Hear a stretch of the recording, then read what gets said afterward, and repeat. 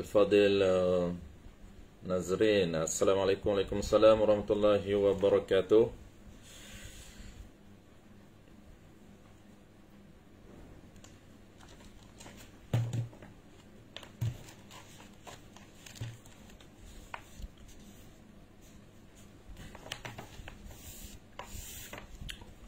Muka surat 32 31, 32. Teras yang terakhir. InsyaAllah ini teras yang terakhir. Rukun iman yang ke-6. Penutup rukun iman yang ke-6.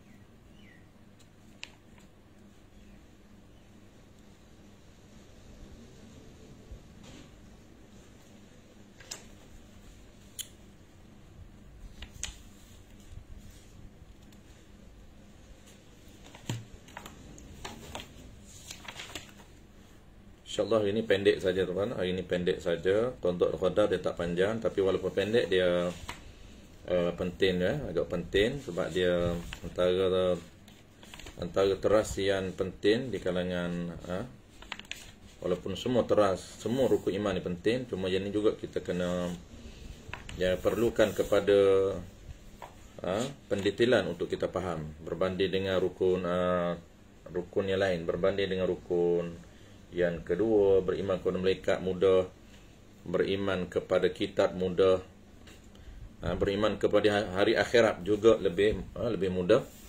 Tapi beriman kepada Tuhan, beriman kepada Rasul, dan juga hari ini beriman kepada qada dan qadar, perlukan kepada pendetailan untuk kita faham, perlukan kepada fokus dan perlu kepada kita cakna, barulah kita faham apa maksud qada dan qadar. Baik, sementara kita menunggu, mungkin kita mula dulu sambil-sambil kita menanti kawan-kawan kita yang lain. Sebab ini santai-santai saja, tak banyak, satu teras saja. Bismillahirrahmanirrahim. Alhamdulillahilladzi arsala rasulahu bil huda wa dinil haqq liyuzhirahu 'ala ad-din kullih walau karihal kafirun. Asyhadu an la ilaha illallah wahdahu la syarika lah.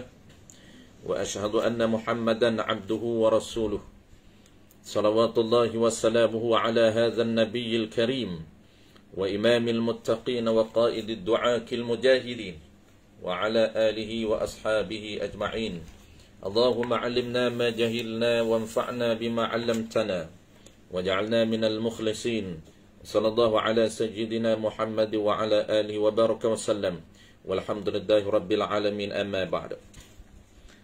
Alhamdulillah, kita sekali lagi diberi kesempatan dan peluang serta taufik, yakni kekuatan oleh Allah Subhanahu Wa Taala untuk kita meneruskan aktiviti mingguan kita sepanjang bulan Ramadan, dan sebelum Ramadan lagi kita adakan aktiviti pengajian secara online, khususnya pada hari Sabtu jam 10 pagi, iaitu kitab Paku Iman. Alhamdulillah, ini kali yang terakhir, insyaAllah kita akan khatamkan hari ini.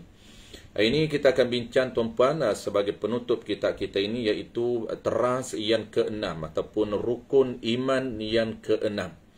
Rukun iman yang ke-6 ini antara rukun iman yang perlu kepada pendetailan supaya kita faham, iaitu beriman kepada qada dan juga qadar. Apa dia qada dan apa dia qadar, dan bagaimana cara untuk kita interaksi ataupun cara untuk kita beriman kepada qada Allah Subhanahu Wa Taala dan juga qadar Allah Subhanahu Wa Taala. Tetapi tuan-puan, apabila kita dah tahu dan kita dah faham 13 ciri ketuhanan yang ada pada Tuhan, iaitu kita dah belajar ciri ma'ani, iaitu 7 ciri ma'ani, maka perbahasan qada dan qadar ini lebih mudah. Kenapa? Kerana dia ada kaitan dengan ciri ketuhanan yang ada pada Tuhan, iaitu qudrah dan juga iradat. Kita faham qudrah Allah Ta'ala, iradat Allah Ta'ala, dua ciri yang termasuk dalam kategori ma'ani ini, yang ada 7 yang kita dah bincang panjang lebar. Maka qada dan qadar ni tuan-puan, dia ada kaitan langsung dengan ciri yang ada pada Allah Subhanahu Wa Taala. Sebab itulah qada dan qadar Allah Taala ini lebih mudah untuk kita faham apabila kita dah faham 13 ciri ataupun 13 sifat yang ada pada Tuhan. Bermula nafsiyah, sifat wujud, sehinggalah sifat salbiyah, qidan, baqa, mukhalafatu ta'ala al-hawadih, qiyamuhu binafsih, wahdaniyah dan qudrah. Wahdaniyah itu ciri 5 ciri yang termasuk dalam kategori salbiyah. Dan juga tambung 7 lagi, iaitu bermula dengan qudrah, iradat, ilmun, hayah, sama', basar dan juga kalam. 7+5+1 lengkap 13 ciri ketuhanan yang ada pada diri Tuhan yang kita bincang dalam kitab kita ini. Memudahkan untuk kita faham hari ini. Perbincangan hari ini berkaitan dengan qudrah, iradah ataupun dipanggil qada dan qadar Allah Subhanahu Wa Taala. Baik, sambungan 32, muka surat 32. Soalun. Qala al-musannif rahimahullahu subhanahu wa ta'ala. Soalun, Tuan Guru bawa dalam bentuk soal jawab. Soalun, apa erti percaya dengan qadar? Apa erti percaya dengan qadar Allah Subhanahu wa ta'ala? Jawabnya, jawab apa erti percaya dengan qadar? Wajib atas kita. Jadi wajib atas kita, wajib syarak. Wajib atas kita ni wajib syarak, bukan sunat. Inilah sebagai satu dalil tuan-puan, tiap-tiap kitab akidah dia akan bermula dengan wajib atas kita. Dalam kitab yang kita bincang ni tuan-puan, dalam kitab akidah yang kita bincang ini, setiap ciri, 13 ciri dan juga setiap rukun iman akan dimulakan dengan wajib atas tiap-tiap mukallaf. Menunjukkan bahawa kewajipan itu, musannif nak jelaskan bahawa kewajipan untuk mengambil tahu, kewajipan untuk mempelajari ilmu tentang ketuhanan berkaitan dengan ilmu setiap rukun iman itu bukan sunat, tetapi wajib syar'i, iaitu wajib fardu ain. Supaya kita realize, terkadang terlupa, terkadang tuan-puan majoriti umat Islam lupa, lalai mengambil tahu hal-hal fardu ain ini. Kenapa? Kadang mereka lupa bahawa ilmu asas itu merupakan kewajipan fardu ain, bukan kewajipan kifayah. Lagi-lagilah bukan sunat. Tuan-puan, kewajipan itu bukan kewajipan kifai, tetapi wajib fardu ain ataupun wajib aini. Wajib Allah tekan, Allah paksa setiap individu yang statusnya mukallaf. Itu kita kena selalu ingatkan untuk diri kita, untuk keluarga-keluarga kita dan juga untuk seluruh umat Islam, supaya mengambil cakna, mengambil tahu dan membesarkan perkara yang dibesarkan oleh Allah Ta'ala. Kita kena ikut rentak dan ikut trend syariat, bukan ikut trend semasa tuan-puan. Kita jangan terpengaruh dengan trend semasa. Kita kena ikut rentak ataupun gaya ataupun trend yang ditetapkan oleh syariat. Apabila ilmu itu ilmu besar, ilmu itu ilmu yang arus perdana, orang panggil ilmu yang mesti dibesarkan oleh setiap umat Islam, maka kita cuba untuk meletakkan status ilmu itu besar, ilmu itu tinggi, mesti fokus, mesti beri perhatian yang lebih berbanding dengan ilmu lain. Sebab itu dia akan mulakan dengan wajib atas. Wajib atas kita, ini wajib syarak. Apa yang wajib? I'tiqad tiap-tiap sesuatu perkara yang berlaku. Sama ada baiknya baik perkara atau jahatnya jahat perkara. Sekalian perkara baik dan buruk itu dengan takdir Allah belaka. Yakni dengan takdir Allah semua. Dengan takdir Allah, yakni dengan pelaksanaan Allah Subhanahu wa ta'ala semua. Itu dimaksudkan dengan takdir Allah Subhanahu wa ta'ala.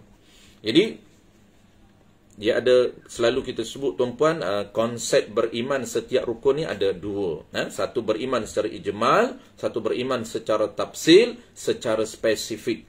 Ini ulama nak jelaskan permulaan ini bagaimana cara untuk kita beriman secara umum berkaitan dengan qada dan qadar Allah. Ini secara umum. Kemudian spesifik lagi, sekejap lagi, cara beriman. Cara yang kedua, iaitu secara tafsil, secara detail, secara spesifik, qada itu apa, qadar itu apa. Ini umum dulu. Secara umumnya, setiap perbuatan, baik ataupun jahat, ditakdirkan oleh Allah Subhanahu wa Ta'ala. Itu umum. Secara umum dulu. Secara umumnya, kita ulang tuan-puan, wajib kita i'tiqad, wajib kita pegang dalam hati kita semua perkara, sama ada baik ataupun jahat perkara itu, semua perkara yang berlaku sama ada baik ataupun jahat berdasarkan qada, ketentuan, dan juga qadar, pelaksanaan Allah Subhanahu wa Ta'ala sejak azali lagi. Allah rancang ini, Allah qada ini sejak azali lagi. Kemudian Allah tanjiz mengikut iradat dia. Allah akan laksanakan mengikut apa yang dia plan. Itu secara umum tu, Pak. Baik. Yakni, apa maksud semua perkara yang berlaku sama ada baik atau jahat itu sekalian perkara itu ditakdirkan oleh Allah Ta'ala belaka. Yakni Allah jua buat beri jadinya. Yani Allah sahaja, jua dengan mana sahaja. Allah sahajalah yang buat beri jadinya. Allah sahajalah yang menjadikannya. Tiap-tiap perkara itu tiada bersekutu, yakni tiada sharing dengan siapa-siapa. Ini kita dah bahas tuan-puan dalam konsep wahdaniyah. Wahdaniyah ini, konsep wahdaniyah ataupun keesaan Allah, ketunggalan Allah. Allah esa ini dari 3 sudut. Esa diri Allah, esa sifat Allah Ta'ala, dan esa perbuatan Allah Ta'ala. Ini paling penting tuan-puan, kita fokus kepada esa perbuatan Allah. Esa pada perbuatan Allah ini merujuk kepada apa, tuan-puan? Merujuk kepada perbuatan Allah tidak berkongsi dengan perbuatan yang lain. Bukan bermakna ada unsur dalam satu-satu perbuatan Allah itu juga ada campur tangan yang lain, ada unsur yang lain. Tidak. Total perbuatan, satu-satu perbuatan itu secara totalnya perbuatan Allah Ta'ala tanpa bersharing dengan perbuatan yang lain. Bukan mana makhluk pun ada perbuatan yang makhluk sendiri jadi, dan Allah Ta'ala pun ada perbuatan. Dalam satu-satu itu tidak bersharing. Apatah lagi ada satu kuasa yang lain juga mempunyai perbuatan yang sama dengan perbuatan Allah Ta'ala. Lagilah tidak ada. Itu kau panggil konsep satu perbuatan Allah Ta'ala yang merujuk kepada 2 makna. Makna yang pertama, iaitu perbuatan Allah Ta'ala tidak berkongsi dengan yang lain dalam satu-satu perbuatan. Dan juga makna yang kedua, tidak ada perbuatan yang lain menyamai dengan perbuatan Allah. Apabila sebut perbuatan Allah, tuan-puan, dia merujuk kepada ijab, dia merujuk kepada perbuatan mengadakan sesuatu dan meniadakan sesuatu. Ini dipanggil perbuatan Allah Ta'ala yang dipanggil perbuatan hakiki, yang tidak ada pada perbuatan lain. Manusia ini dia bukan membuat. Manusia ini dia hanya mengubah. Dia hanya mengubah benda yang telah ada, benda yang telah Allah jadikan. Dia ubah mengikut kemahiran yang Allah berikan kepada dia, mengikut kreativiti yang Allah berikan kepada dia, berdasarkan idea yang Allah berikan kepada manusia. Sebab itu manusia hanya mengubah daripada satu bentuk kepada bentuk yang lain. Bukan mencipta benda yang tidak ada kepada benda yang ada, kemudian benda ada ini manusia boleh menadamkan. Tidak. Itu hanya perbuatan Allah Subhanahu wa Ta'ala sahaja. Baik. Tiada bersekutu. Tiap-tiap perkara itu Allah sahaja yang buat. Tiap-tiap perkara itu tiada bersekutu dengan siapa-siapa. Ini termasuk dalam konsep wahdaniyah. Maka barang siapa i'tiqad, barang siapa pegang dalam hati dia atau berkata-kata pada apa-apa perkara yang berlaku, ia kata. Kalaulah siapa yang i'tiqad ataupun dia tak i'tiqad tetapi dia ucap dengan perkataan dia. Apa yang dia ucap? Ia kata, ini ia ucap bukan dengan takdir Allah. Kalaulah dia kata ada perkara yang berlaku di luar daripada takdir Allah, di luar daripada ketentuan dan pelaksanaan Allah Ta'ala, nascaya ini dia panggil jawab barang siapa.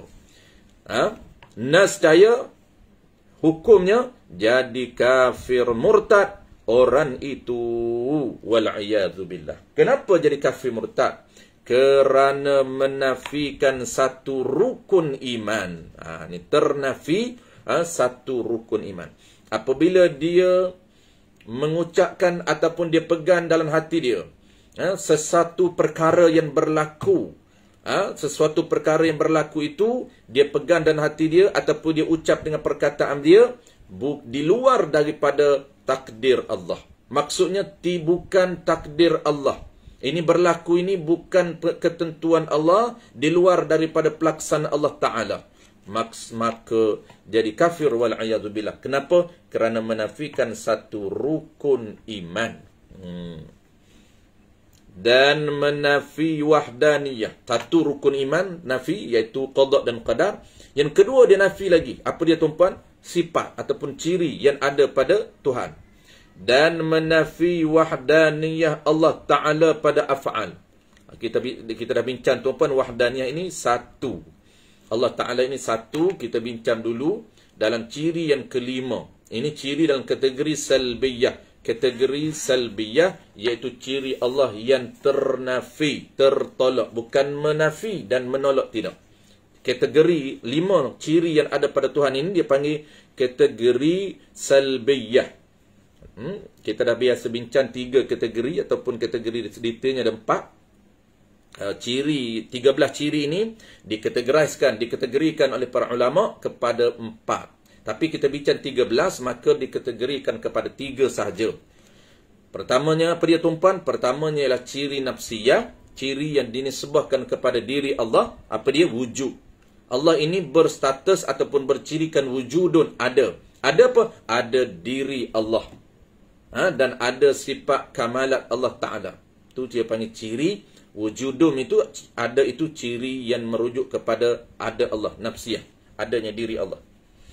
Kategori yang kedua, kategori ini dia panggil kategori sifat. Tak ingat tak apa tuan-puan, ini bonus saja. Kalau kita ingat itu untuk ekstra saja kepada kita.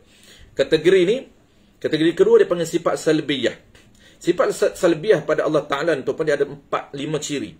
Pertama kidam, yang kedua baqa, yang ketiga qiyamu ta'ala bi nafsih, yang keempat ialah wahdaniyah. Kidam, wujud kidam, baqa, yang ketiga mukhalafatu ta'ala al-hawadih, yang keempat qiyamu bi nafsih, yang kelima wahdaniyah. Bertemu dengan wahdaniyah yang kelima.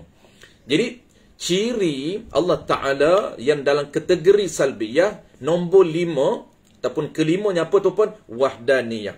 Apa dia wahdaniyah? Wahdaniyah ni satu ataupun tunggal. Itu terjemah. Bukan itu yang kita nak pegang. Bukan nak pegang satu, bukan nak pegang tunggal. Bukan nak pegang esa. Tetapi kita nak pegang makna dia. Apa makna tunggal? Apa makna esa? Makna dia lah tak berbilang. Tidak ada bilangan. Maka tak berbilang itu tuan-tuan, tak perlu menafi. Ada setengah orang ni dia kata salbiyah ini adalah sifat menafi ataupun sifat yang menolak. Kena tolak, kena nafi. Itu tak tepat. Sebenarnya sifat salbiyah bukan sifat menolak, bukan sifat menafi. Walaupun ada dalam kitab menggunakan, setengah kitab dia menggunakan salbiyah ni sifat yang menolak pada Allah, sifat yang menafi pada diri Allah. Sebenarnya menafi dan menolak dengan murad, dengan makna apa? Dengan makna ternafi, dengan makna tertolak. Tak perlu kita nafi, tak perlu kita menolak, kerana dia ternafi dan tertolak. Tak perlu kita kena menafi dulu. Kata Allah ini bukan dua. Allah ini bukan tiga. Dia ternafi secara auto. Dia tak perlu kita menafi. Sebab tu dia panggil salbi. Salbi ni dia panggil sifat yang tertolak ataupun ternafi pada Allah Subhanahu Wa Taala. Apa yang ternafi, tuan-puan? Bilangan dia ternafi. Tidak ada bilangan pada Allah Ta'ala. Bilangan ini merujuk pada apa? Bilangan pada diri dia tak berbilan, bilangan pada sifat dia tak berbilan, dan bilangan pada perbuatan dia, af'al, juga tidak berbilang. Tidak ada dua af'al, tidak ada satu perbuatan tapi bersharing, juga tidak ada. Ini dia panggil ternafi. Tak perlu kita menafi. Kalaulah kita ucap, kita pegang, ada perbuatan lain yang berlaku di luar daripada qada Allah, di luar daripada qadar Allah, maknanya bukan ada kaitan dengan Allah Ta'ala, makna perbuatan itu, maknanya perbuatan yang lain yang kita pegang, bermakna kita menafi ataupun ternafi satu ciri yang ada pada Allah yang bernama ciri ahad. Ciri ahad ini, kalau kita kata ada unsur lain yang campur tangan dalam satu-satu perbuatan, ada juga perbuatan yang lain, maksud dia, tuan-puan, ternafi ciri satu yang ada pada Allah. Sedangkan Allah ini konsep dia satu pada diri, satu pada ciri dia, dan satu pada perbuatan. Perbuatan dia tidak berseri dengan orang lain, dan tidak ada yang lain, makhluk lain yang mempunyai perbuatan yang sama dengan dia. Maka kalau kita pegang ada perbuatan lain juga yang sama, maksud dia ternafi konsep wahdaniyah Allah Ta'ala pada af'al. Sebab itulah boleh jadi murtad, wal'iyazu billah. Inilah yang kita duk baca. Qul wallahu ahad, Allahu samad. Tu qul, katakanlah wahai Muhammad, huwa, dia Allah Ta'ala itu konsepnya ataupun cirinya ahad, satu.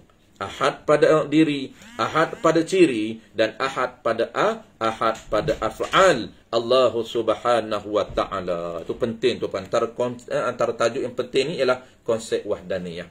Kena faham betul-betul yang kata ada 5 ciri yang tertolak di diri Allah. Tak perlu menolak, tertolak. Dia panggil salbiyah. Apa dia?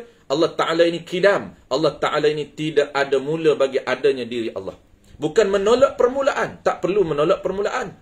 Kenapa? Kerana Allah memang dia auto, tertolak permulaan Allah Ta'ala. Dia panggil apa, tuan-tuan? Dia panggil tiada permulaan bagi ada Allah.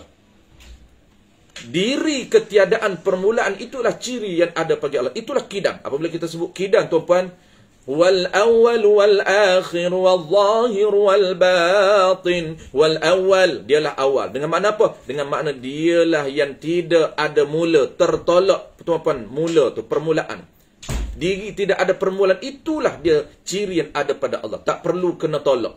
Itu beza, tuan-tuan. Beza di antara menolak dengan tertolak. Di antara menafi dengan ternafi. Beza. Tapi asal-asal tu bolehlah. Asal-asal tu kalau kita kata menolak tu boleh. Tapi sebenarnya salbiyah tidak menolak, tapi dia tertolak. Tak perlu menolak. Kerana diri ketiadaan permulaan itu kidam. Tak perlu kena kata tiada permulaan, kena menolak permulaan. Diri tiada mula itu adalah kidam. Dan diri tiada penghujung itu, itulah dia baqa. Wal akhir, dialah statusnya ciri yang akhir. Akhir apa? Tidak ada penghujung. Tidak ada ending. Maka diri ketiadaan penghujung itu kita panggil baqa'un. Itu dia panggil salbiyah. Beza dengan salibah. Ini kalau kita belajar detail, tuan, salbiyah tertolak, salibah menolak. Beza. Macam contoh, tuan, botak. Botak ini diri ketiadaan rambut. Botak, diri ketiadaan rambut, tak perlu menolak rambut. Kenapa? Kerana diri ketiadaan rambut itu dipanggil botak. Tak perlu kata botak. Apabila orang tanya botak, tak perlu tanya ada rambut. Tak perlu. Kenapa? Kerana botak. Apabila kita sebut botak, memang merujuk kepada diri kepala yang tidak ada rambut. Tak perlu nak kena menolak rambut tidak ada. Kenapa panggil botak? Kerana tak ada rambut. Batu orang panggil apa? Botak. Bogel. Kenapa panggil bogel? Bogel merujuk diri yang tiada pakaian. Jangan tanya pula, dia pakai apa, tak perlu kata bogel. Tanya pula pakai apa, tu tanya dia tak faham. Orang yang tak faham istilah. Apabila kita tanya bogel, mamak ni bogel lah. Dia tak pakai ke? Memanglah tak pakai, dah orang kata bogel. Bogel ini tak perlu menolak pakaian. Bogel ini merujuk kepada kedirian ketiadaan pakaian. Itu dia panggil beza di antara menolak dengan tertolak. Jadi bogel itu dia panggil apa? Dia panggil tertolak pakaian. Tak perlu menolak pakaian. Apabila kita panggil bogel, merujuk kepada diri yang tiada pakaian. Itu bogel. Jangan tanya pula orang kata bogel, ustaz. Bogel tak pakai apa? Tak pakai apa. Tu yang panggil bogel. Jangan tanya pula, dia pakai ke? Lagi teruk. Pakai apanya? Orang panggil bogel. Orang dah cakap kan bogel. Jangan tanya pakai apa. Jangan pula nak confirm. Dia tak pakai apa ke? Memanglah tak pakai apa sebab orang panggil bogel. Tu beza istilah tu pan. Itu secara dalam lah. Cara asas ni bolehlah panggil salbiah ni menolak. Jadi tak perlu menolak permulaan. Kerana dia tertolak. Diri tiada mula itulah dipanggil kidam. Diri tiada akhir itulah dipanggil baqa. Diri tak berbilang itulah dipanggil wahdaniyah. Apa wahdaniyah? Tak berbilang. Diri Allah Ta'ala tu tak berbilang. Tiada bilangan. Tak perlu menolak 2 bulan 3. Cuma kita nak bagi confirm. Allah bukan 2, Allah bukan 3. Nak cakap bukan 2, bukan 3 tu. Untuk nak confirm saja. Tapi kalau kita sebut wahdaniyah, kita sebut ahad, kita dah faham. Ahad itu diri ketiadaan bilangan. Itu dia panggil tunggal. Diri tak berbilang itu. Tiada bilangan bagi Allah. Itu dia panggil ahad. Baik tuan-tuan. Tu kenapa jadi kafir? Kerana menafikan dan menafi wahdaniyah Allah Ta'ala. Ada 2 sebab kenapa jadi kafir. Sebab yang pertama, kerana menafi satu rukun iman, iaitu rukun qada dan qadar, rukun iman yang ke-6. Yang keduanya, kenapa jadi kafir? Kerana menafi wahdaniyah Allah Ta'ala pada af'al. Ini penting. Bermula, barulah nak cara beriman yang kedua. Baik, settle tuan-puan, cara beriman kepada qada dan qadar yang pertama secara ijmal, secara umum. Kemudian kita nak masuk cara beriman kepada qada dan qadar secara tafsil, secara detail satu persatu. Apa dia satu persatu? Apa makna qadar? Apa makna qada? Untuk kita pegang dalam hati kita. Bahawa kita boleh bezakan ini qada Allah ataupun ini qadar Allah. Qada nisbah kepada apa? Qadar nisbah kepada apa? Tetapi secara umum kita dah tahu, kita dah faham. Kenapa? Kerana secara ijmal, secara umum, kita dah i'tiqad dan hati kita, semua perkara, sama ada baik ataupun jahat, berlaku berdasarkan kepada takdir Allah Subhanahu wa Ta'ala. Ataupun berdasarkan kepada qada dan qadar Allah Subhanahu wa Ta'ala. Maka secara spesifiknya, kita nak tahu apa dia takdir, ataupun apa dia qada, apa dia qadar Allah Subhanahu wa Ta'ala. Kadang-kadang bertukar. Qada ni apa dia? Qadar ni apa dia? Bertukar pun tak apa sebab dia ada khilaf. Kita ambil yang qaul mu'tamad. Qada itu apa dia? Qadar itu apa dia? Bermula makna qadar itu. Qadar.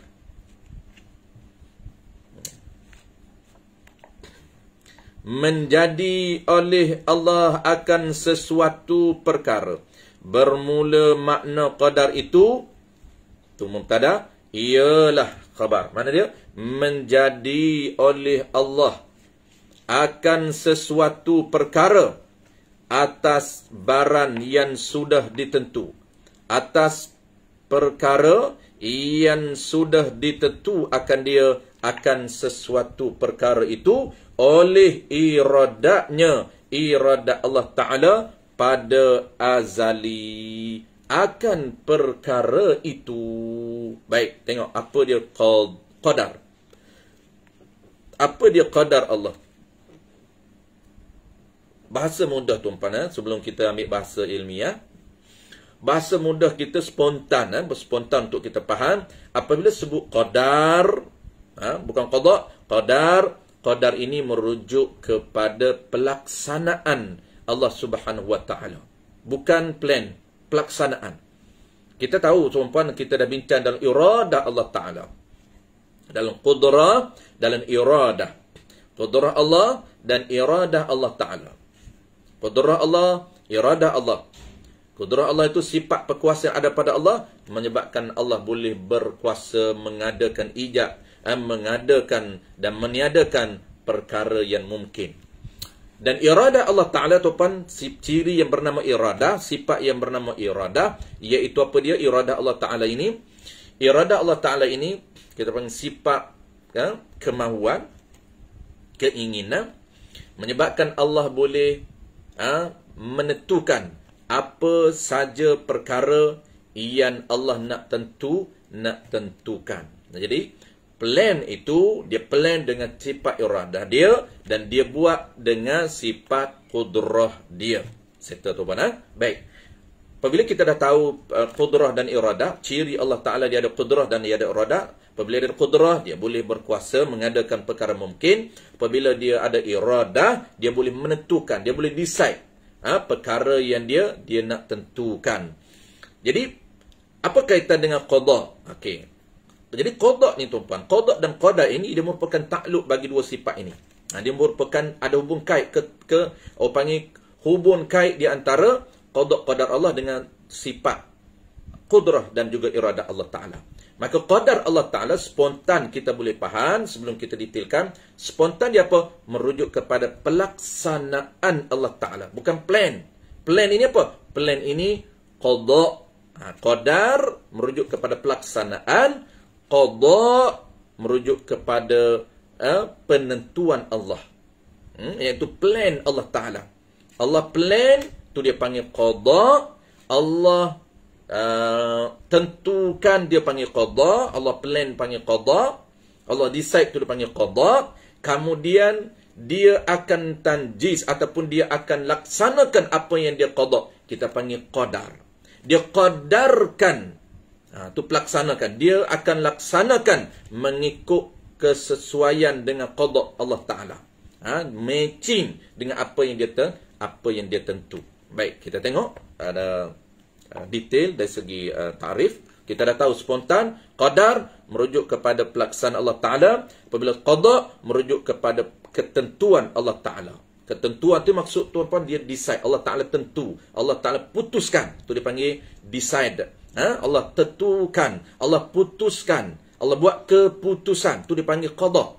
Keputusan untuk dia buat apapun, dia akan qada dulu ataupun dia akan decide dulu dengan sifat iradah yang ada pada diri dia. Kemudian barulah dia akan qada. Dia qada ini ataupun dia qadar ini, qadar ini mengikut qada dia. Dia tak akan lari walaupun sikit. Mengikut qada Allah Subhanahu Wa Ta'ala. Ini dia panggil qada dan qadar. Ini qaul mu'tamad. Ada di sebaliknya qada ni. Sebab tu kalau tuan-tuan bertukar tak kisah. Dia sebaliknya. Cuma kena tahu mana mu'tamad, mana dhaif. Baik, kita tengok yang detail. Kita dah tahu secara spontan, secara ringkas, qada merujuk kepada ketentuan, qadar merujuk kepada pelaksanaan. Apa saja yang berlaku ke atas kita tuan-tuan, kita kena iman, kita kena redha, kita kena terima. Ini semua qada dan qadar Allah.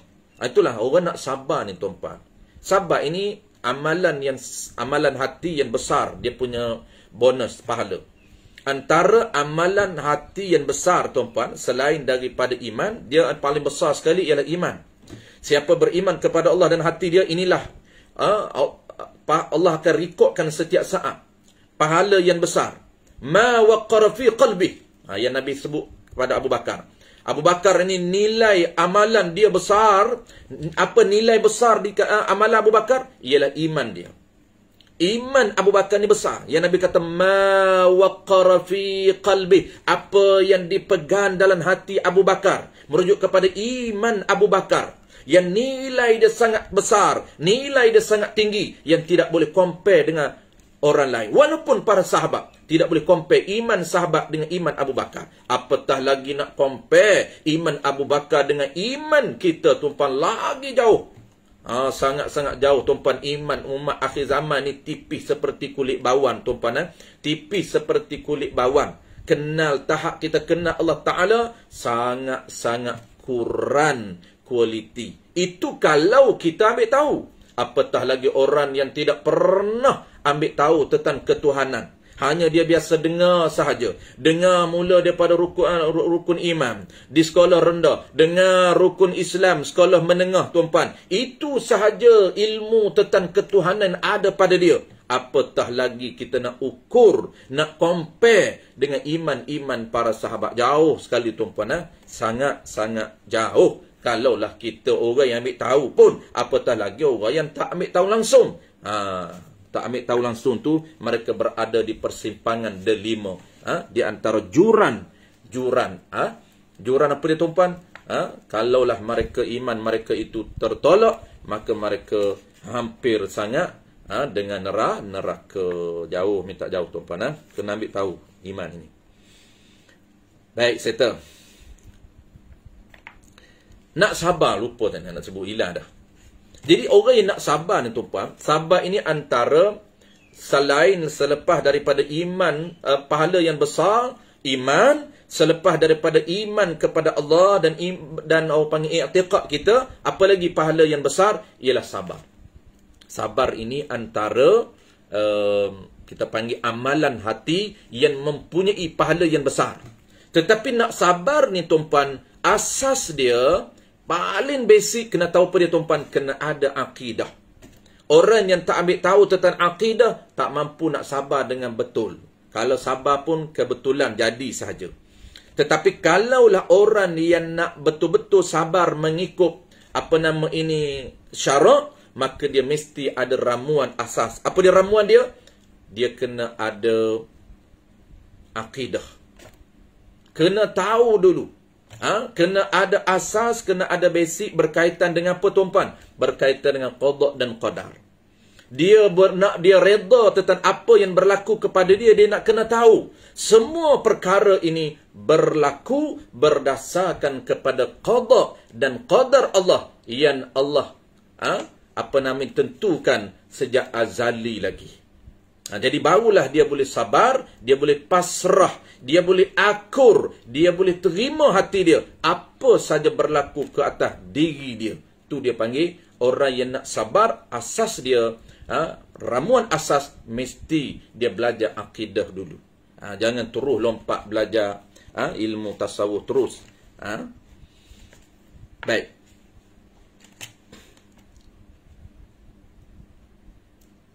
Bermula makna qadar itu. Ini secara tafsil, secara detail, secara spesifik. Tadi beriman secara ijmal. Ini konsep beriman dua cara. Pertama secara ijmal, secara umum. Yang kedua secara tafsil, secara detail. Satu persatu. Qadar itu apa dia? Qada itu apa dia? Ini sepanjang spesifik. Qada itu apa? Ini secara detailnya, tuan-puan. Spontan kita dah tahu. Qadar itu spontannya merujuk kepada pelaksanaan. Qada spontannya merujuk kepada ketentuan. Itu qaul yang mu'tamad. Makna qadar itu menjadi oleh Allah akan suatu perkara atas barang yang sudah ditentukan dia. Kan suatu perkara itu oleh iradat Allah pada azali akan perkara itu. Apa kesimpulan, tuan-puan? Kesimpulan dia, qadar ini Allah melaksanakan. Allah melakukan. Allah laksanakan sesuatu perkara yang telah dirancang. Yang telah dirancang ataupun ditentukan. Yang telah ditentukan ataupun dirancang dengan apa? Dengan sifat iradatnya, iradat Allah sejak azali lagi. Itu kesimpulan apa yang disebut oleh musannif. Baik.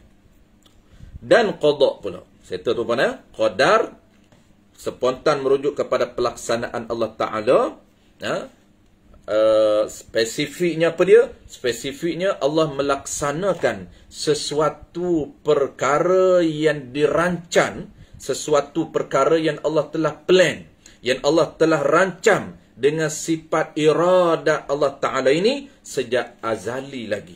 Jadi apa saja berlaku, apa saja Allah tanjis, Allah lakukan, Allah laksanakan ini berdasarkan apa yang Allah rancang, Allah plan dengan sifat iradatnya sejak azali lagi. Baik, qada pula.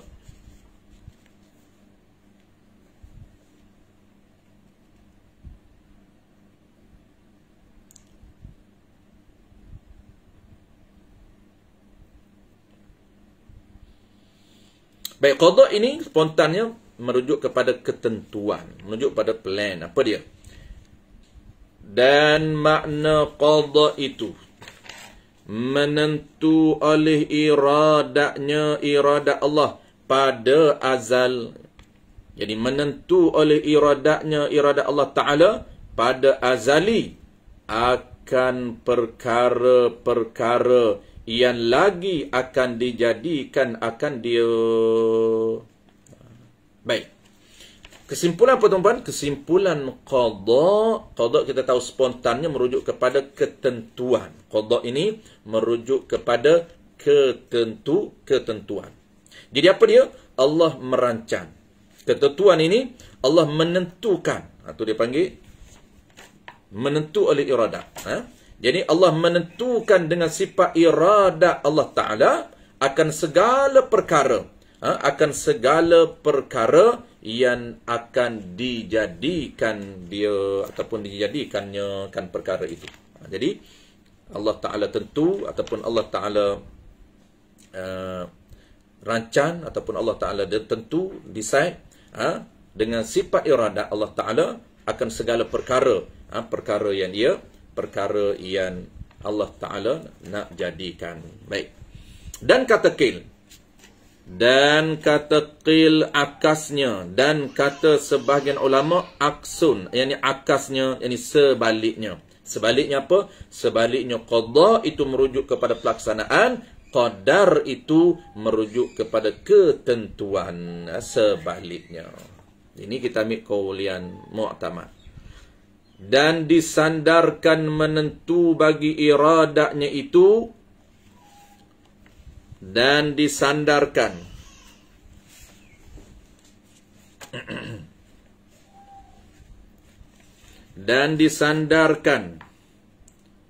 menentu bagi iradahnya itu majaz akli.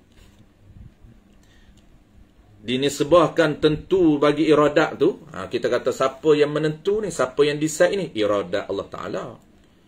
Bukan zat Allah Ta'ala. Jadi kita sandarkan menentu itu, decide itu, yang buat keputusan itu, iradahnya, sifat iradah Allah Ta'ala, kita sandarkan itu berdasarkan apa? Majaz akli. Kerana yang menentu pada hakikatnya, zat Allah Ta'ala yang bersifat dengan iradah. Jadi, majaz akli sahaja. Kita bercakap mudah-mudahnya kita kata yang decide itu iradah Allah Ta'ala lah. Iradah Allah Ta'ala yang decide itu. Yang tentu itu tentu dengan iradah Allah Ta'ala. Bukan tentu dengan zat. Tetapi hakikatnya yang sebenar-benarnya, yang hakikatnya zat yang bersifat dengan iradah. Yang menentu itu adalah diri Allah Ta'ala yang bersifat dengan iradah. Namun mudah-mudah kita panggil apa? Bercakap. Kita panggil iradah Allah Ta'ala. Allah tentu dengan iradah. Allah Ta'ala pemberkuasa ini dengan qudrah. Tapi hakikat dia, Allah Ta'ala ini, zat Allah Ta'ala yang bersifat dengan iradah, yang menentukan segala perkara. Maka ni khalasah dia. Maka, nak buat kesimpulan semua tuan-tuan. Ini penutup dia. Maka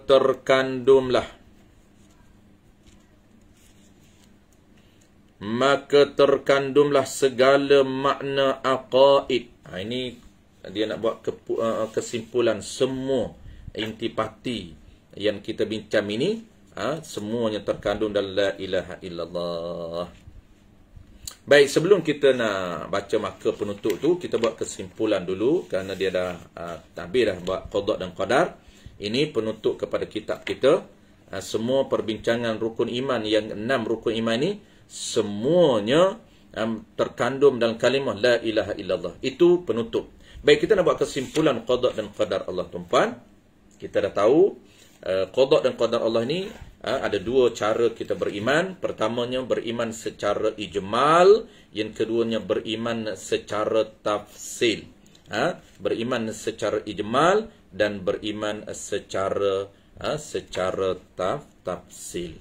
Baik, beriman secara ijmal tu apa dia? Iaitu semua perkara yang berlaku berdasarkan kepada takdir Allah Subhanahu wa taala yang Allah tentukan sejak azali lagi. Semua perkara sama ada jahat, sama ada baik ataupun jahat, semua perkara sama ada baik ataupun jahat berdasarkan kepada takdir Allah Taala yang Allah tentukan di azali lagi. Itu cara beriman secara umum.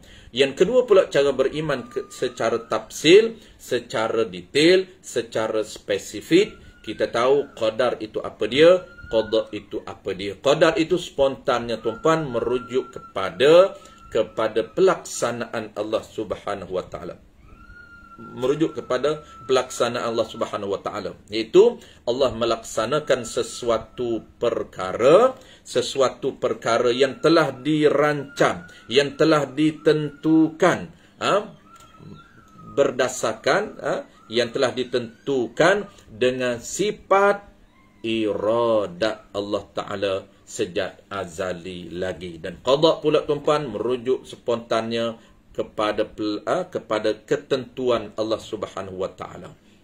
Merujuk kepada ketentuan Allah Subhanahu wa taala, iaitu Allah merancang, Allah menentukan dengan sifat iradah Allah taala akan segala perkara yang akan dijadikan oleh Allah Subhanahu wa taala. Walaupun begitu tuan-tuan, jangan lupa dan kitab lain disebut, walaupun begitu ada usaha dan ikhtiar. Ini jangan kita lupa, kena sepadukan, iaitu ada usaha dan ikhtiar nisbah hamba di sisi ahli sunnah wal jamaah. Jadi semua perbuatan ditentukan oleh Allah pada azali lagi, cuma kita ada usaha, ikhtiar, nisbah hamba. Kerana apa? Kerana ada pilihan dan perbuatan. Walaupun hakikat, ini penting, walaupun hakikat. Usaha ada, pilihan ada, perbuatan kita ada, walaupun pada hakikat pilihan dan perbuatan hamba adalah perbuatan Allah Ta'ala berada dalam konsep keesaan af'al Allah Subhanahu wa Ta'ala. Itulah dia tuan-tuan rumusan qada dan qadar yang ada kaitan dengan usaha dan ikhtiar berdasarkan kepada ahli sunnah wal jamaah. Beza dengan Jabariyah. Beza dengan Jabariyah. Kalau ahli sunnah, kita panggil zahir itu disandarkan. Zahir, kita sandarkan kepada usaha kita. Zahir itu isnad majazi, kita panggil. Disandarkan kepada usaha ikhtiar hamba. Tapi hakikatnya ditentukan oleh iradat dan qudrah Allah Subhanahu wa ta'ala. Itu kita ada. Zahirnya isnad majazinya, nisbah usaha ikhtiar hamba, tapi hakikat sebenarnya ditentukan oleh iradat dan qudrah Allah Subhanahu wa ta'ala. Itulah dia ahli sunnah wal jamaah. Berbeza dengan Jabariyah. Jabariyah di sisi Jabariyah, manusia tidak ada usaha dan ikhtiar, total semua perbuatan Allah Ta'ala. Mana yang kedua pula Qadariyah. Qadariyah pula, kalau Jabariyah tu dia telajak sampai dia kata tidak ada usaha ikhtiar, semua total Allah Ta'ala. Kalau Qadariyah pula, manusia ada usaha ikhtiar secara mutlak, tanpa ada keterikatan dengan Allah Ta'ala. Pula dia terlebih kot tu pula. Jadi Qadariyah ini dia kata manusia ni ada usaha ikhtiar secara mutlak, tanpa ada keterikatan dengan af'al Allah, tanpa ada keterikatan dengan iradat dan qudrah Allah Ta'ala. Sama dengan Mu'tazilah. Baik, ahli sunnah ini dia di tengah-tengah. Baik penutup, maka terkandumlah segala makna aqaid yang tersebut di dalam perkataan kita. La ilaha illallah Muhammadur Rasulullah. Maka terkandumlah, tetaplah, lazimlah, tetaplah daripada Allah bersifat dengan 41 aqaid, maka Allah jualah Tuhan yang tiada yang lain yang layak disembah. Tu terkandunglah segala makna. Jadi tetaplah daripada Allah bersifat dengan aqaid. Tu segala makna aqaid. Mana makna aqaid?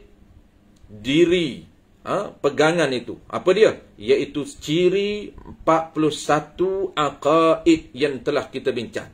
41 aqaid yang telah kita bincang. Apabila kita dah terkandung, lazim ataupun tetap, tu makna terkandung.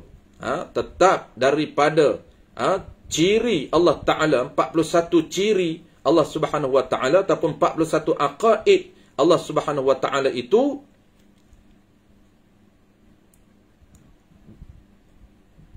La ilaha illallah Muhammadun Rasulullah. Bukan makna terkandung tu, bukan makna sifat 41 ataupun ciri 41 duduk dalam kalimah la ilaha illallah. Bukan. Maksud terkandung ni lazim ataupun dipanggil tetap daripada Allah bersifat dengan 41 sifat istighna, sifat iftiqar, maka Allah jualah Tuhan yang tiada yang lain. Tu artinya, arti terjemahan, tiada ada Tuhan yang disembah dengan sebenar-benar melainkan Allah jua, dan Nabi Muhammad itu pesuruh Allah sallallahu alaihi wasallam. Walhamdulillahi rabbil alamin. Amin ya rabbal alamin. Jadi makna apa tu? Tiada ada Tuhan yang disembah dengan sebenar. Tiada ada Tuhan yang disembah dengan sebenar. Kalau spontan kita faham, kalau begitu ada Tuhan lain yang tidak disembah dengan sebenar. Yang tidak disembah dengan sebenar. Bukan begitu. Sebenarnya gaya bahasa ini merujuk kepada apa? Allah guna dalam bentuk ayat penafian ini untuk memperkuatkan bahawa memang tidak ada Tuhan, Tuhan yang lain, memang tidak ada Tuhan yang lain melainkan Allah jua. Tidak ada Tuhan yang sungguh yang lain melainkan Allah Ta'ala jua. Tu gaya bahasa kita dah sebut awal dulu. Kita dah bahas la ilaha illallah di awal dulu. Jadi nak menjimatkan masa, kita tak perlu ulang. Amin ya rabbal alamin. Al-Hakir wal-Faqir Ci bin Ahmad. Allahumma ghafirli wali walidayya walil muslimina wal muslimat. Amin ya rabbal alamin. Pada malam Jumaat 7 Ramadan, dia siap tulis kitab ni tuan-puan juga pada bulan Ramadan. Jadi 7 Ramadan. Hijrah 1406. Kita sekarang ni berapa? 1442 kan? 1442. 1406 ni kita ingat berapa? 1406 tahun berapa dia tulis kitab ni? Kena tengok balik. 1406 Hijrah. 1406 Hijrah.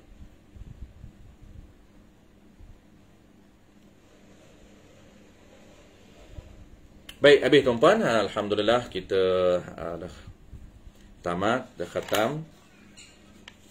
Jadi mudah-mudahan Allah berikan keberkatan kepada kita. Mudah-mudahan Allah beri berkat ilmu yang tuan guru apa nama ini tinggalkan kepada kita ini. Usaha tuan guru betul-betul lumuh dia mengarang kitab sebagai panggil buah tangan dia ini untuk kita. Jadi mudah-mudahan kita doakan ada keberkatan, berkat ilmu dia, dan kita menumpan keberkatan diri Tuan Guru. Tuan Guru ni salah seorang yang salah seorang wali Allah yang mempunyai keberkatan yang luar biasa. Jadi dia punya antara keistimewaan Tuan Guru kita ni, punya kata dia ni bukan orang biasa. Kalau mengikut kawan saya yang mengurus ketika dia sakit, bukan jenazah dia, saya pun tak sempat jenazah masa tu, saya catat balik. Ketika dia meninggal dunia ni, saya balik Kelantan. Waktu mengaji dengan dia dulu, ketika dia meninggal tu, saya pun tak ada di sana. Yang ketaranya tuan-puan, antara yang banyak diriwayatkan oleh kawan-kawan kita berkaitan dengan Tok Guru ni, badan Tok Guru ni bau dia sangat harum. Bau dia sangat harum. Bukan jenazah dia, bukan jenazah. Waktu dia belum meninggal. Waktu dia belum meninggal ni, badan dia kuat, sangat baunya wangi. Bau dia bau harum, bau wangi. Ini dia punya penulis kita ini orang yang berkat. Sebab kita ada insya-Allah berkat, dan keberkatan kita ada ini tuan-puan mengalir kepada kita, tempias kepada kita. Kita nak keberkatan Tuan Guru, berkatnya ilmu dia, bukan saja diri dia berkat, ilmu dia berkat, kitab dia berkat, dan keberkatan itu kita minta mengalir sampai kepada kita. Ni antara diri Tuan Guru ni biasanya yang panggil luar biasanya dia ni, banyak kisah-kisah luar biasa tuan-puan. Antaranya ialah badan dia ataupun tubuh dia baunya wangi. Masa kita orang belajar ni, kalau tak ramai dia ni memang dia tak pakai baju. Yang tu tak bau lah tuan-puan. Ramai-ramai ni Allah tak tunjuk lah. Tapi kalau kita masuk ni, biasa kawan saya 2-3 orang yang selalu duduk ziarah dia, ketika dia sakit tu, masuk ketika dia tidur, masuk tempat dia, Allah Ta'ala terpencit, semerbak bau harum. Semerbak bau harum di badan dia. Memang badan dia bau harum waktu dia belum mati. Apatah lagi jenazah dia, dan apatah lagi kita ziarah kubur dia tuan-puan. Ziarah kubur dia pun Allah Ta'ala bagi kepada siapa-siapa. Kadang-kadang kita ziarah kubur dia, bau harum. Ini bukan semua orang lah. Allah bagi kepada siapa-siapa yang dapat nikmat itu, Allah kadang-kadang bau harum. Baik, insya-Allah tuan-puan, mudah-mudahan kita doakan kita diberikan keberkatan ilmu. Paling penting keberkatan ilmu tu sangat kita mengharap. Apabila kita berkat ilmu kita, Allah berikan kekuatan kepada kita untuk beramal. Kita nak pegang kita punya 6 teras itu, kita nak pegang sebati dalam jiwa kita, barulah, dan kita setiap hari dan setiap masa kita beramal. Apa dia beramal? Beramali apa kita faham tu, kita pegang. Allah Ta'ala bercirikan 13.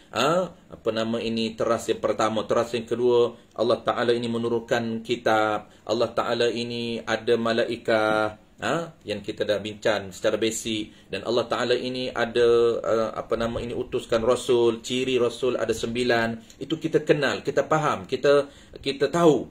Itulah dia dipanggil iman. Setiap saat kita, apabila iman kita ini, info kita ini bertambah, maka iman kita ini bertambah. Baik. Biasa tradisi khatam kitab, kita buat kenduri. Jadi dah Ramadan tuan-puan, hari ni tak ada kenduri lah. Kenduri di rumah masing-masing tuan-puan. Buka puasa ni, kendurilah tuan-puan, belilah sedikit sebanyak tuan-puan. Buka puasa ini, belilah juadah sedikit sebanyak. Tuan-puan niat untuk kenduri, insya-Allah dapat pahala tuan-puan. Saya ulang sekali lagi tuan-puan, siapa-siapa yang belajar untuk ambil berkat, siapa-siapa yang belajar daripada awal sampai akhir, daripada pertengahan sampai akhir, daripada akhir sampai akhir, tak kisahlah. Tapi nak ambil berkat tuan-puan, bagi orang yang tak sempat khatam, boleh ikut kelas-kelas lain sehingga khatam. Bagi orang yang dah daripada awal sampai khatam, alhamdulillah. Bagi orang ambil tengah sampai khatam, dia boleh mula balik awal, kelas-kelas lain. Bagi orang yang ambil akhir sehingga akhir pun juga boleh ambil kelas-kelas lain. Cuma kita nak amalan kita hari ni tuan-puan, amalan kita hari ni untuk mengambil tafaul, untuk mengambil keberkatan ilmu tuan guru kita ini, supaya kita ada kekuatan. Keberkatan ni mana tak nampak tuan-puan, tapi ingat, dia luar biasa. Jangan kita tak pandai remeh, jangan. Dia berkat ni, jadi kita nak buat amalan hari ni tuan-puan, amalan lagi. Sebelum saya nak cerita amalan hari ni tu, apa yang kita nak buat petang ni, tuan-puan kena fokus dulu keberkatan. Keberkatan ni jangan kita remehkan. Dia luar biasa. Dia besar. Contoh tuan-puan, contoh. Tuan guru, terutama orang tua, tuan guru tua ni dia ada keberkatan. Dia ada aura yang luar biasa. Apa tanda berkat dia? Kadang-kadang kita belajar ni dia tak faham. Tetapi Allah berikan kekuatan kepada kita, Allah berikan motivasi kita, Allah berikan kekuatan, Allah berikan himmah tinggi pada kita untuk terus belajar, untuk cari ilmu, untuk terus belajar sehingga kita faham. Berkat ini, Allah beri berkat ni asbab dia. Contoh tu, contoh. Saya cerita personal diri saya lah. Contoh, saya berada dalam majlis ilmu Tuan Guru Haji Abdullah Lubuk Tapah. Pun, saya, panggil apa, bukan faham sangat pun. Waktu tahun 2008, waktu tu dia kuat lagi, tapi dah telinga tak pendengar dah. Tuan Guru ayahanda kepada mufti wilayah kita. Jadi dia tak jauh dengan rumah saya ulan alik belajar petang-petang, belajar. Saya bukan faham sangat. Tapi mungkin tuan-puan, asbab keberkatan Tuan Guru ni, dia bukan orang biasa, Tuan Guru ni orang hebat. Tuan Guru Haji Abdullah Lubuk Tapah ni, mungkin keberkatan dia ini ada kekuatan untuk saya meneruskan, mencari ilmu seterusnya. Sehinggalah saya bertemu dengan Tuan Guru Haji Cip, juga seorang tua yang hebat, yang Masya Allah ilmunya sangat luar biasa. Kita tahu, murid pernah belajar dengan Tok Kenali, pernah belajar dengan Syekh Abdullah Fahim, dan guru fiqah dia ialah Tok Bermi. Jadi, saya duduk dalam majlis Tuan Guru Haji Cip juga tak lama tuan-puan, bukan lama pun, tak lama. Tak faham pun waktu tu dengan bahasanya, kita orang Kelantan, dia orang Kedah, bahasa pelik Kedahnya, dengan dia punya suara pun kena dekat, kena peremban, dengar baru kita betul-betul clear sebab kita bukan orang kampung sana. Jadi tapi keberkatan itu tuan-puan menyebabkan dia meninggal dunia, saya teruskan mencari dengan anak murid dia. Kenapa? Kita ada kekuatan, ada motivasi, ada semangat, ada terus nak cari walaupun tak faham. Itu contoh tuan-puan keberkatan. Keberkatan ilmu ini, Allah berikan motivasi kepada kita, kita rasa nak buat amal ibadat, dan juga kekuatan kita tuan-puan, kita mampu beramal dengan ilmu yang kita dapat, walaupun sedikit, tapi amalan kita betul dengan ilmu kita. Kadang-kadang orang ilmu banyak, tapi amalan dia tak sama dengan ilmu dia. Baik, apa tuan-puan last kali ni yang saya nak sebut? Last kali ni petani, oleh kerana kita tak boleh buat tradisi juadah ni, kunduri perdana tak boleh buat. Melainkanlah kalau kita nak kita nak tunda kunduri perdana selepas PKP ni, tak tahu ke bila lah pula tuan-puan, tak tahu ke bila PKP ni, kita pun tak boleh anggar, mungkin bertahun lagi. Cuma kita boleh buat petani, kita beli juadah, belilah apa pun tuan-puan, berdasarkan kadar kemampuan masing-masing. Buat kenduri dengan niat apa dia? Dengan niat aku buat kenduri dan aku hadiahkan pahala kenduri ini kepada Tuan Guru, kepada para ulama, seluruh para ulama dan seluruh guru-guru kita, dan juga ibu bapa kita. Dan kalau nak tambah lagi, dan muslimin muslimat. Untuk nak mengambil tafaul. Tafaul orang panggil ambil menupan berkah. Kita baca kitab dia ni pun, kita buka dulu dengan Fatihah, hadiah kepada Tuan Guru, dan tutup juga kita buat kenduri dan hadiah kepada Tuan Guru. Hadiah pahala tuan-puan, bukan hadiah kuih, hadiah pahala. Kita niat buat keluarlah duit RM10, beli kuih ni, hadiahlah kepada siapa-siapa buka puasa, kita dapat 2 pahala. Pertamanya pahala memberi, pahala infak. Yang keduanya pahala pelebih, lebihkan sikit, pelebih duit infak. Dan ketiganya pahala golongan sasarnya. Ketiga apa? Yang pahalanya besar, iaitu menjamu orang buka puasa. Pahala yang besar itu tuan-puan, jangan lupa, jangan kita bakhil, jangan kita niat hadiah pahala aku buat sedekah hari ini untuk khas untuk Tuan Guru, penulis, dan juga untuk para ulama yang sangat berjasa kepada kita. Tanpa ulama gelaplah masa depan kita, dan juga kepada guru-guru kita yang membimbing kita, yang boleh kenal Tuhan ini, dan tak lupa kepada kedua ibu bapa kita. InsyaAllah tuan-puan, kita sama-sama buat petang ni. Tak wajib tu tuan-puan, itu orang panggil apa? Itu saranan sahaja. Saranan sahaja. Kalau nak pahala, buatlah. Kalau rasa pahala dah banyak, tak payah buat. Pahala banyak, saya ustaz tak tahu nak letak kat mana dah. Tu kalau pahala banyak sangat, tak payah buat dah. Ini saranan bagi orang yang tak berapa cukup pahala lagi. Pahala sangat terdesak dengan pahala kita, tuan-tuan. Kita sangat memerlukan pahala apabila masuk fasal kedua nanti. Fasal kedua ni, fasal di alam barzah ni, kita sangat-sangat terdesak kepada pahala, sangat-sangat memerlukan pahala. Sebab itulah get ready awal, prepare awal pahala ini. Jadi InsyaAllah, bagi orang yang rasa nak pahala, buatlah kenduri, masing-masing infaklah RM10 ke RM20 ke, belilah apa-apa juadah dan jamu untuk orang berbuka puasa. Bagilah siapa-siapa orang berbuka puasa dengan niat pahala itu untuk Tuan Guru, untuk seluruh para ulama, dan untuk guru-guru kita, dan untuk kedua ibu bapa kita. Wallahu'alam. InsyaAllah tuan-puan, kita jumpa lagi, bukan jumpa dalam kuliah lah, kita dah habis dah kuliah, jumpa di bila-bila lah, di mana-mana, di mana-mana tuan-puan. Kita berakhir hari ini, dan terima kasih banyak sepanjang kita sepanjang kita berada dalam kuliah online ini, walaupun dah lama tak bertemu dengan sahabat-sahabat gen anak muda kita ni. Dan mudah-mudahan insyaAllah kita akan bertemu lagi lepas PKP ni, walaupun bukan dalam slot kuliah. Kita dah berakhir, dan syabas dan tahniah diucapkan kepada pihak penganjur yang bertukulumuh menganjur program kita hari ini. Mudah-mudahan ada impak, mudah-mudahan ada pahala yang sentiasa mengalir sampai kiamat, pahala mengadakan majlis ilmu untuk orang lain juga boleh menumpan ilmu ini, kerana value ilmu sangat besar dan sangat tinggi nilai di sisi Allah Subhanahu wa taala. Siapa tanya tadi, Wan ke? Dah habis ni nak sembah je. Wan tanya kubur apa ni? Di mana makan Tok Guru? Makan Tok Guru di Kok Diam. Siapa pergi Kok Diam, singgahlah di Masjid Ridwan.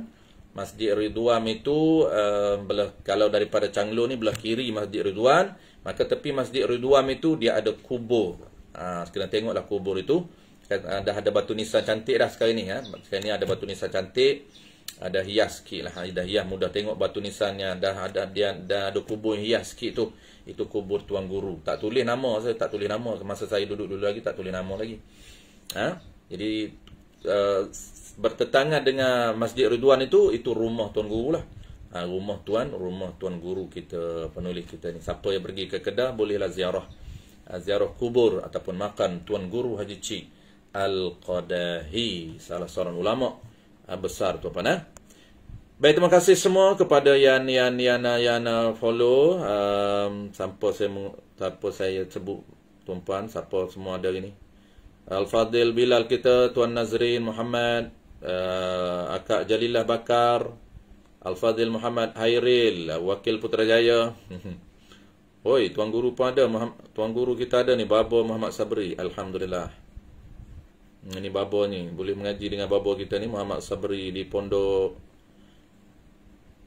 baba kita ni pondok mana? Pondok Pematang apa dah? Lupa dah pondok baba. Sorry, minta maaf baba. Lupa pondok. Jadi saya pun tak pernah sampai lagi pondok baba kita ni. InsyaAllah lah kalau panjang umur ke Perak ni boleh singgah di pondok baba Muhammad Sabri Mak Saad. Kita ada Usyairi Yusuf, ada Wak Al-Fakir Muhammad Jamalul Lail, Fakir Wak Wan P, kita Wak Hafiz. Okay, Ustaz Farouk, urus dia. Mus, kita ada Mus. Puan Madiha Mustafa.